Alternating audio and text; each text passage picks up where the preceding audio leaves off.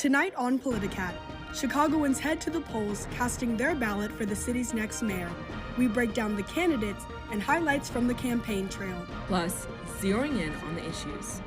We talk to experts on how crime and policing are impacting ballots. And our reporters will be in the studio and out in the field giving you the latest on election night. All that and more on tonight's special edition of Politicat. It's your politics right now.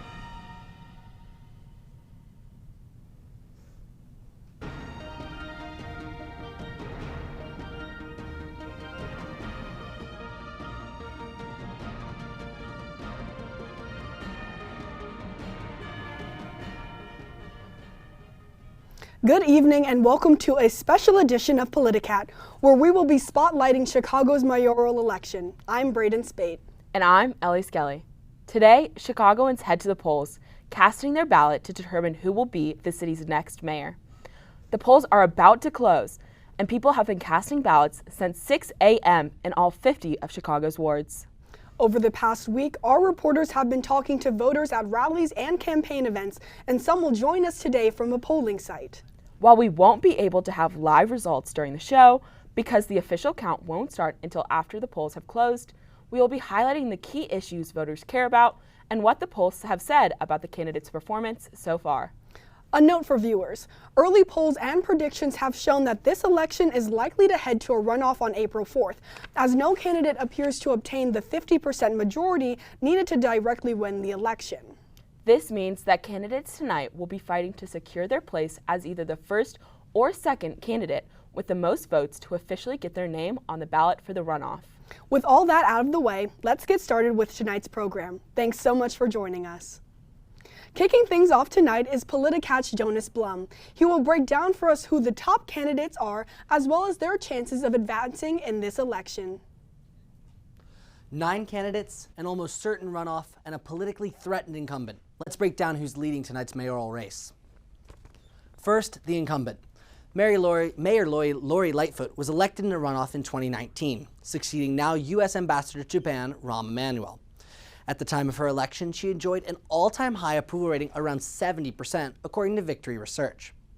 Despite this initial high, her approval rating dropped in the summer of 2021 and is now sitting at about 30%. For Lightfoot's opponents and some voters, the biggest critiques are her response to crime and city development. She is facing 3 major challengers. First, leading in the polls is the former CEO of Chicago Public Schools, Paul Vallis. His campaign focuses heavily on crime policy, pushing for an increase in police, along with guaranteeing school choice for all Chicago parents through the expansion of charter schools. Next is Brandon Johnson, who recently surged in the polls. He's the commissioner of the 1st District of Cook County. His campaign targets the progressive vote, demonstrated by his endorsement from the left-wing Working Families Party. On the issues, Johnson is for legislation to prevent private equity firms from acquiring residential real estate. He believes in reopening public mental health clinics and supports a freeze on Chicago police hirings. The final top contender is U.S. Representative for the 4th District of Illinois, Jesus Chuy Garcia.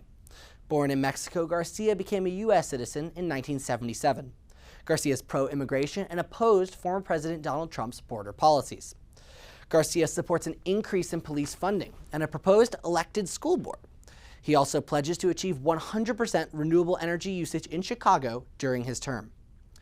A recent poll conducted by M3 Strategies shows that Vallis seems to lead the race with roughly 32% of the vote, followed closely by Johnson, Garcia, and Lightfoot. It does not look like now any candidate will come out of tonight's election winning more than 50% of the votes. The 2 candidates with the most votes will advance to a runoff election on April 4th.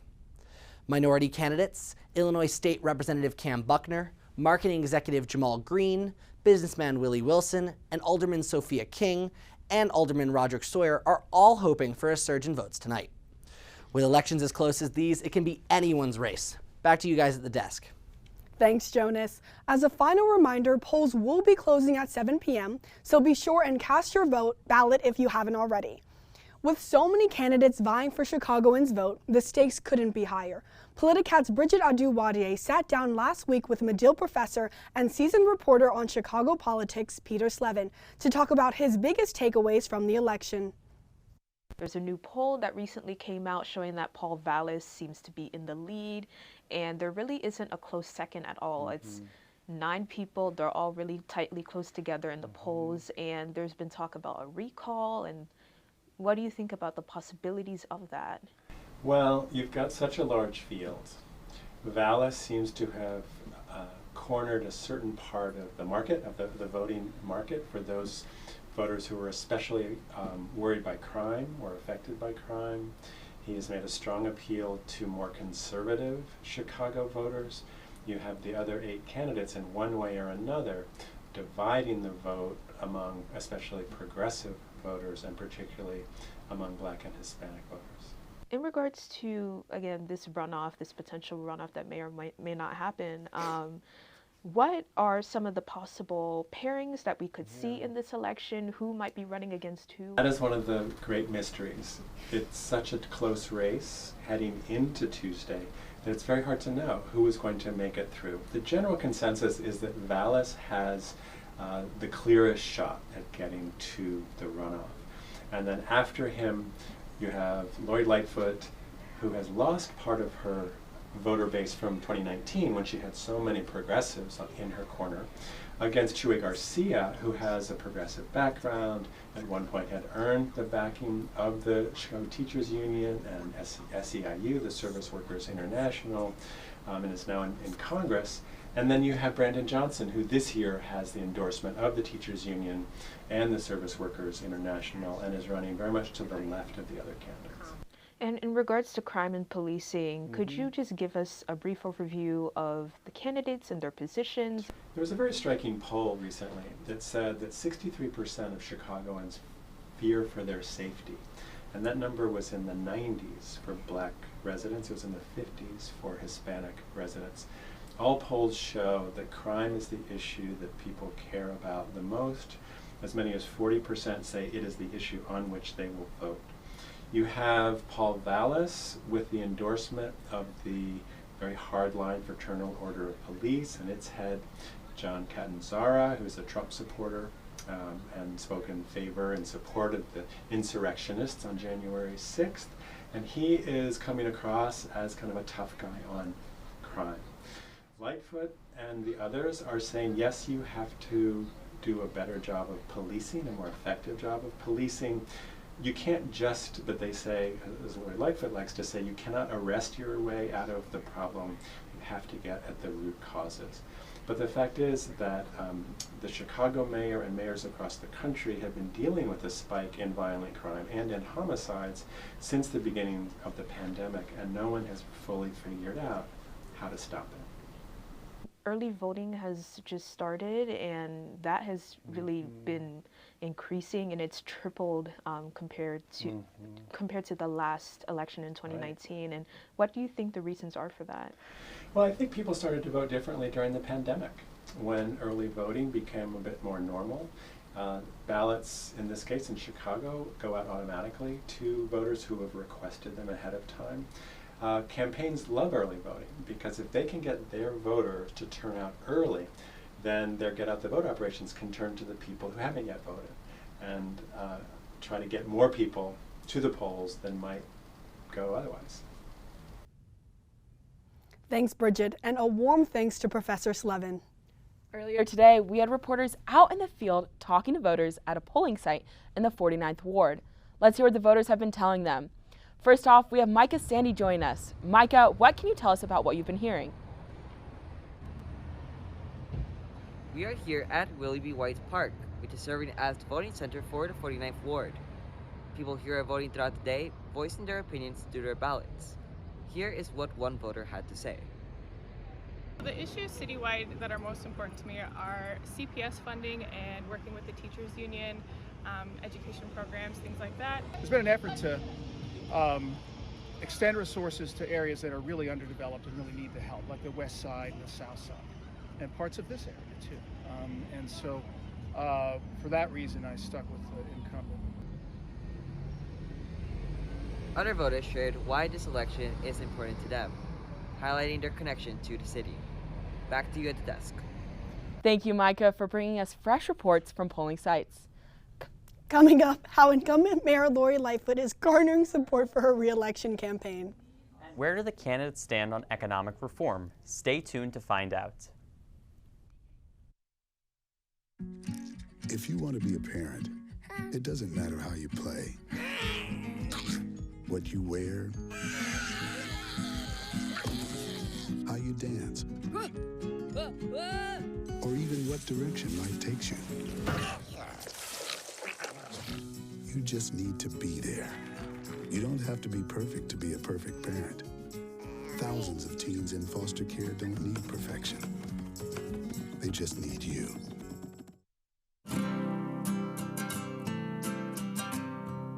Every day across America, excess food is gathered by a network of good people at local food banks, giving hope to millions of children who struggle with hunger. They've earned their wings, and you can too. Together, we can solve child hunger. Support Feeding America and your local food bank at feedingamerica.org.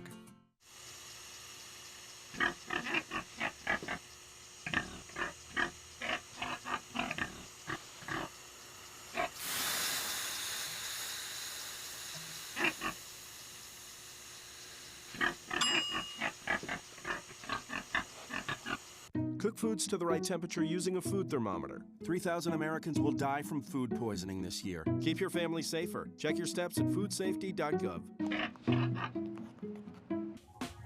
Last week, Brandon met a girl on a dating app. One day after work, he finally found the courage to ask her out. No answer. He started to panic. Was he being too pushy? Maybe it was too Sorry I didn't respond. I was driving. I would love to go on a date. How does tonight sound? Brandon tried to play it cool, but inside he knew. A girl so smart, so responsible. She must be a keeper. Welcome back.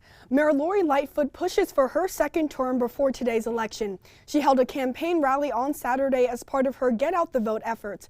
Bridget Aduwadier took a look at how Lightfoot is galvanizing women voters.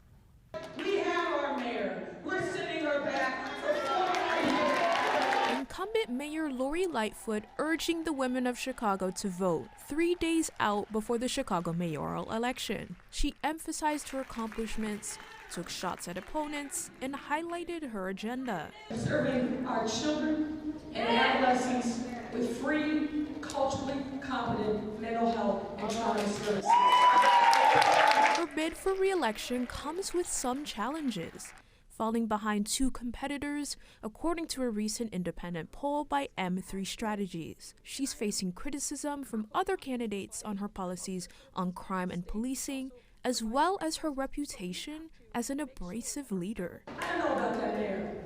I'm not so sure. You know, people tell me she's mean and she's uncollaborative. Seasoned Chicago reporter and Medill professor Peter Slevin says that public opinion on Lightfoot is split. They ask, why is it that she seems to be so combative so often, and isn't she really just shooting herself in the foot by that approach? Some voters say they are willing to look beyond Lightfoot's flaws.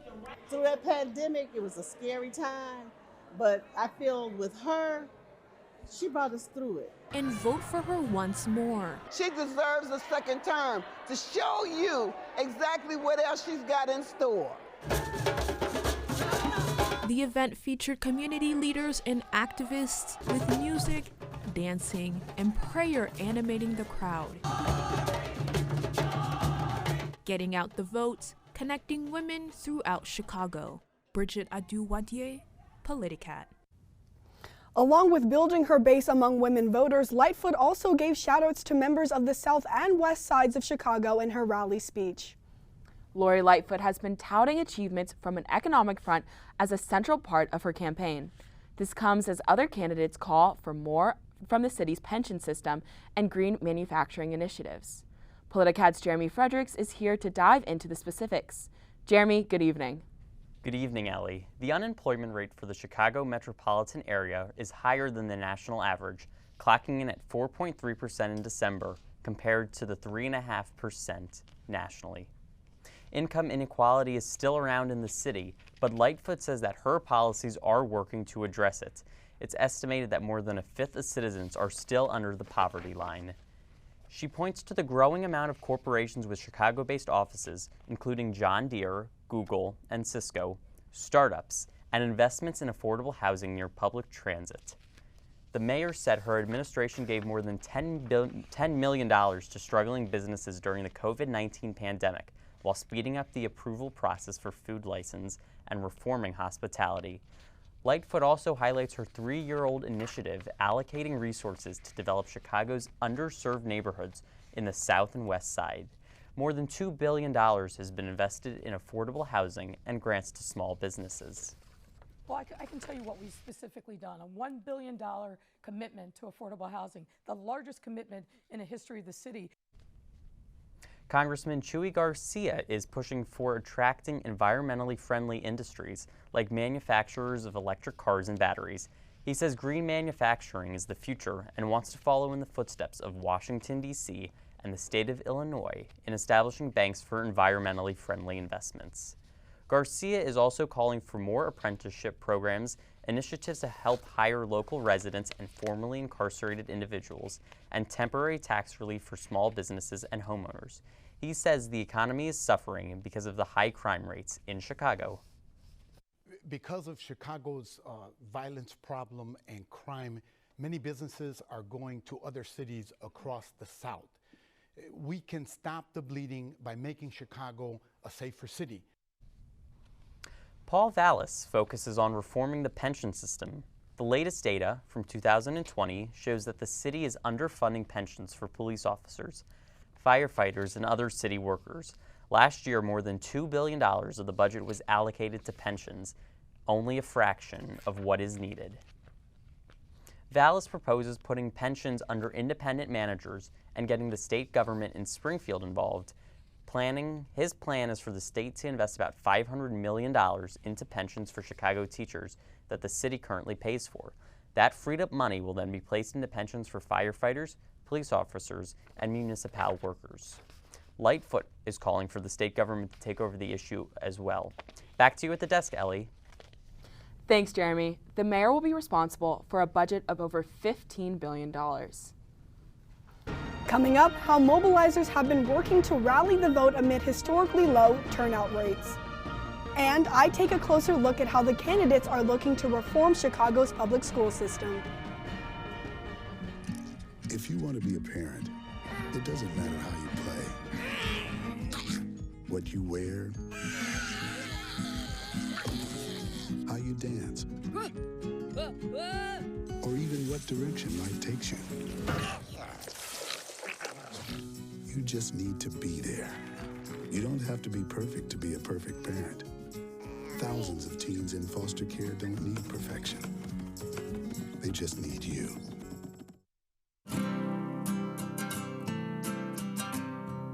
Every day across America, excess food is gathered by a network of good people at local food banks, giving hope to millions of children who struggle with hunger.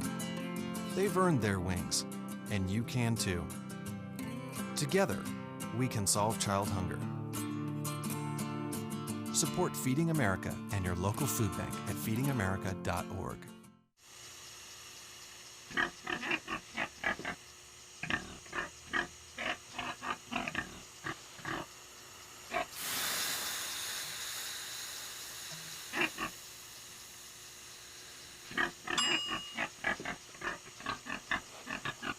Cook foods to the right temperature using a food thermometer. 3,000 Americans will die from food poisoning this year. Keep your family safer. Check your steps at foodsafety.gov. Last week, Brandon met a girl on a dating app. One day after work, he finally found the courage to ask her out. No answer. He started to panic. Was he being too pushy? Maybe it was too Hey, sorry I didn't respond. I was driving. I would love to go on a date. How does tonight sound? Brandon tried to play it cool, but inside he knew. A girl so smart, so responsible, she must be a kid. At Northwestern, we're wildcats in every way.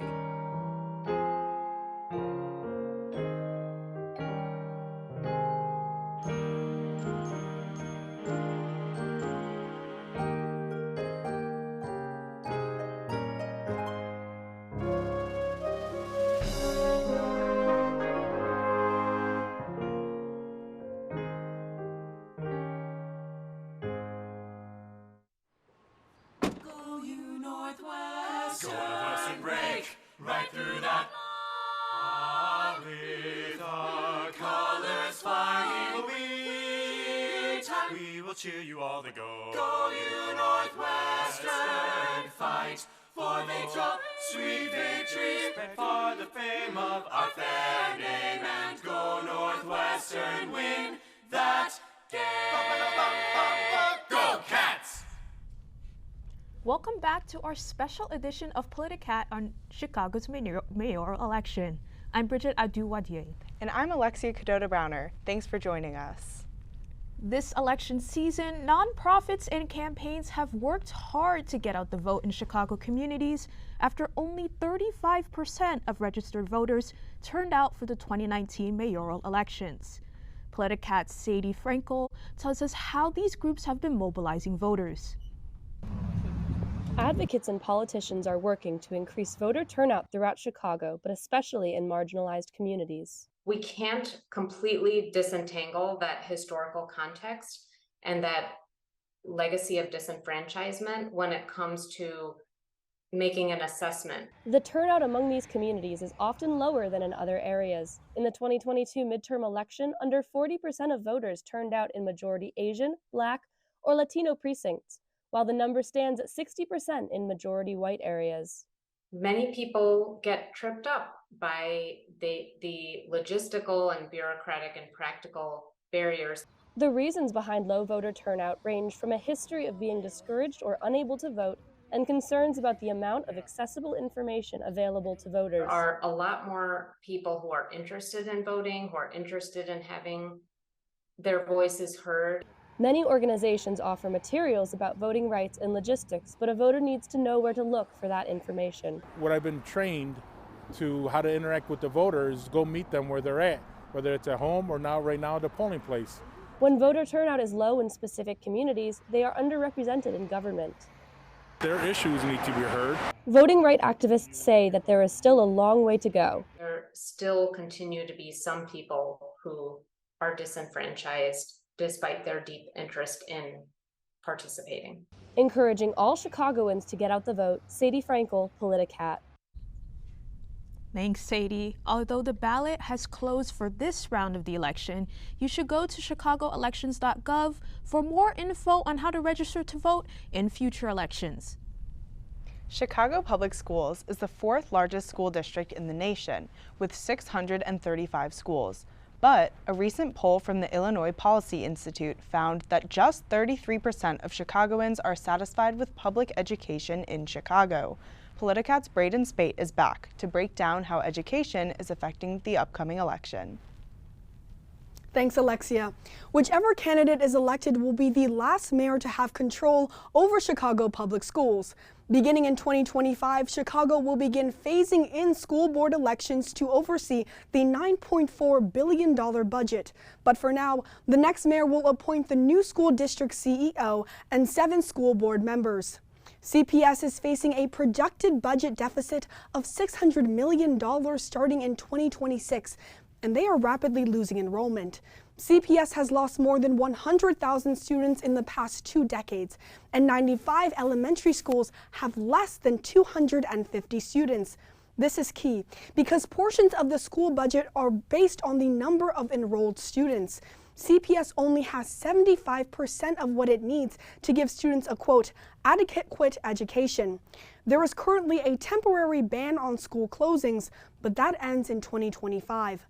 Candidates Paul Vallis, Willie Wilson, Roderick Sawyer, and Sophia King say they support closing severely under-enrolled schools, according to a Chicago Sun-Times and WBEZ mayoral candidate questionnaire. In that same questionnaire, Lori Lightfoot and Chuy Garcia say closing schools is a last resort. During her time in office, Lightfoot had a tense relationship with the Chicago Teachers Union. In January of 2022, the Chicago Teachers Union refused to teach in person unless certain COVID-19 safety protocols were put in place. Mayor Lori Lightfoot wanted students to be in person as soon as possible. Classes were canceled for 5 days before an agreement was reached. The CTU has endorsed Cook County Commissioner Brandon Johnson. Frontrunner Paul Vallis and former CPS CEO receiving criticism for policies he implemented during his tenure. This includes creating an accountability system, placing schools with low test scores on probation, which led to some of the school closures. Under his new plan for CPS, Vallis supports selective enrollment and magnet programs in neighborhood schools. Thanks, Braden. Politicat will continue to see if and how education reform will take center stage in the near future. And now we want to check in with our reporters who went to polling sites in Chicago today. Angela joins us. Angela, what more are you hearing from the voters? Here at the Willie B. White Park Polling Center, many issues spoke to voters this election. One of the biggest, public safety and crime. Public safety is a big one here in this neighborhood. We have a school right here. I live maybe a block away from the school. Within the past 3 months, I didn't have under a teen get shot in the head right here. A couple of people shot and killed around the corner. So trying to make a difference there is a big issue for me. Austin was one of 3 voters we spoke to today regarding the concern of citizens in Chicago. Back to you at the studio. Really good information. Thank you, Angela, for all of your work. Coming up, Illinois is regarded as a safe haven for abortion rights, but candidates are still campaigning to safeguard it. We break down why.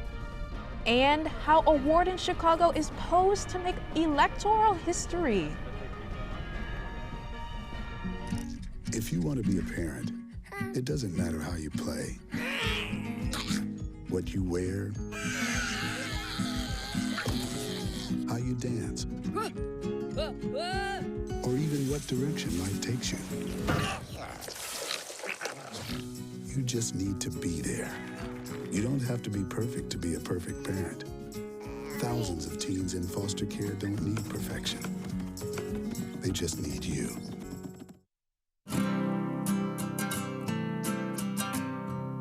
Every day across America, excess food is gathered by a network of good people at local food banks, giving hope to millions of children who struggle with hunger. They've earned their wings, and you can too. Together, we can solve child hunger.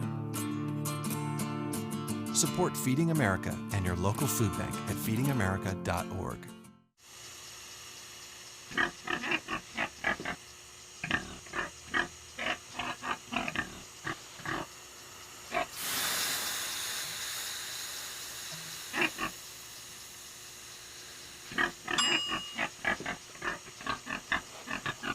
Cook foods to the right temperature using a food thermometer. 3,000 Americans will die from food poisoning this year. Keep your family safer. Check your steps at foodsafety.gov. Last week, Brandon met a girl on a dating app. One day after work, he finally found the courage to ask her out. No answer.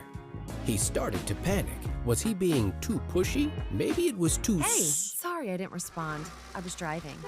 I would love to go on a date. How does tonight sound? Brandon tried to play it cool, but inside he knew. A girl so smart, so responsible. She must be a keeper. Welcome back. 42% of voters considered abortion to be extremely important in the 2022 midterm elections, according to a Gallup poll. Although Illinois is considered a safe haven for abortion access, it still impacts the state's politics. Politicat's Micah Sandy takes a look at how this issue has played out on the mayor's race. In Illinois, abortion legislation is dependent on statewide positions like the state legislature or state Supreme Court. But that doesn't mean city officials can't impact abortion access. There are things that local governments can do within a state to make it more or less friendly to reproductive health care. Weinberg history professor Katherine Macer teaches a course on the history of abortion in the United States. She says Roe v. Wade, overturned last June, for nearly 50 years acted as an important foundation for abortion rights, but didn't immediately allow for access. Clinics needed to open, doctors needed to be willing to provide abortion. The Hyde Amendment, passed in 1977, prevented federal funding like Medicaid to pay for abortions. Which made it impossible to use federal funding, like in Medicaid in particular. So if you get your health care in part through the federal government, you couldn't use that funding to get an abortion. Midwest Access Coalition is a nonprofit organization helping people access safe and legal abortions. As we're a practical support fund, we support people traveling to, from, and within the Midwest for their abortion procedures. Deschbach says it is important for Chicago's mayor to continue funding organizations that coordinate travel costs, resources, and childcare related to abortion. Whoever becomes mayor after the election tomorrow, we really hope that they continue to allocate funds. No mayoral candidate says they're anti-abortion, but in a 2009 interview, Paul Vallis said he's religiously against abortion, but it does not affect his politics. Deschbach says the Chicago mayor's stance is crucial. To unequivocally indicate that they are pro-abortion and support access for abortion, not just for all genders, not just for women. Micah Sandy for Politicat. Thanks, Micah. Switching gears to criminal justice reform, yet another hot button issue among Chicago voters as they continue to cast their votes this evening. Politicat's Simone Garber tells us more about which voters are prioritizing criminal justice reform and how candidates are responding. Thanks, Bridget. According to a poll commissioned by local media outlets, for city residents, criminal justice reform ranks second in importance behind crime and public safety. But 31% of black voters listed criminal justice reform as their top issue, while only 4% of white voters did the same, indicating just how divided criminal justice reform is along racial lines. Turning to the candidates, Paul Vallis has labeled himself as tough on crime. Endorsed by the Fraternal Order of Police, he promotes proactive policing to curb violent crime and a citywide witness protection program, which provides around-the-clock protection for all witnesses in high-threat environments. And Mayor Lori Lightfoot says reform requires a, quote, community-up approach. Her time as a federal prosecutor and head of the Police Accountability Task Force enabled her to balance both criminal justice reform and public safety as mayor. She says she'll continue this work at the state, local, and federal levels. Cook County Commissioner Brandon Johnson plans to decrease the number of police officers patrolling the city. His public safety proposal encourages promotions in the officer rank and file by increasing the number of detectives dedicated to preventing crime in Chicago's most vulnerable neighborhoods. 40% of the calls that come through 911 are mental health crises. I'm actually investing in having social workers, therapists to show up on the front line to actually free up law enforcement to deal with the more severe crime that happens in the city of Chicago. Congressman Chuy Garcia has called for sweeping reform within the criminal justice system. He cites an over-toleration for the school-to-prison pipeline as contributing to the disproportionate incarceration of people of color and low-income individuals. Criminal justice reform is also relevant at the state level. Today's mayoral election comes after Governor J.B. Pritzker signed an amendment to the Safety Act last December. This ensures pre-trial detention based on community risk, not financial means. The amendment follows extensive collaboration with community advocates, public defenders, and others at the front lines of criminal justice reform to install a more equitable trial process. Back to you at the desk. Thanks, Simone. You can find more information on the Safety Act at icjia.illinois.gov. Finally, in addition to the mayoral election, 41 of Chicago's 50 wards have aldermanic candidates competing in their own elections tonight. The 14th ward, whose population is majority Hispanic, is preparing to have their first Latino alderman. Politicat's Luis Castaneda takes a look at what the election means for its residents.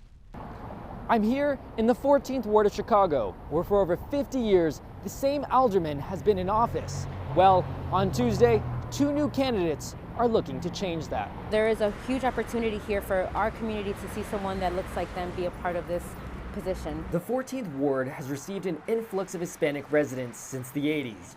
88% of the ward is now Hispanic, according to the 2020 census. Edward Burke began serving as an alderman in 1969. Now, he faces charges of bribery and extortion and is not running for re-election.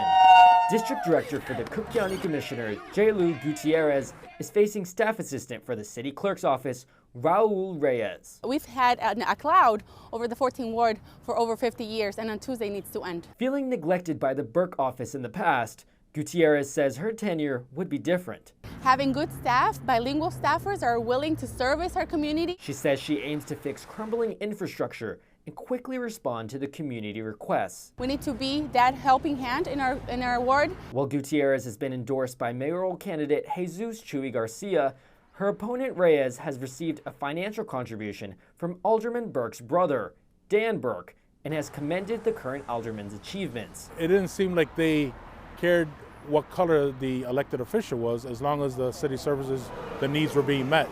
Through over 25 years volunteering with the ward office, Reyes says he's gotten to know the community. Getting the alleys done, sidewalks, lights are out, you would get a call, and you try to meet that need by going through the ward office. Regardless of who's elected, longtime 14th resident Marilyn Hartman is relieved to see change. It seems that a lot of corruption goes on and the government finally catches up with these guys when they're in their 80s. Norma Hernandez, state representative of the 77th district, says it's important to recognize how crucial aldermen's positions are in city council. Segregation in our communities has been intentional, and it's those folks in city council who have allowed policymakers and urban planners design communities in that way. A community seeing light of better political representation. And I think this just provides an opportunity for us to continue building amongst all demographics to understand the importance of having diversity within our government structures. From Archer Heights, Chicago, Luis Castañeda, Politicat. Thank you, Louis. With only 2 candidates on the ballot, there will not be a runoff in the 14th ward election. That's all we have for tonight's coverage on the mayoral election. Thank you so much for joining us. This is also our last Politicat of the quarter. Shout out to all the reporters, producers, control room staff, and everyone who contributed to our shows this quarter. And stay tuned for NNN's morning show this Sunday. Have a good night.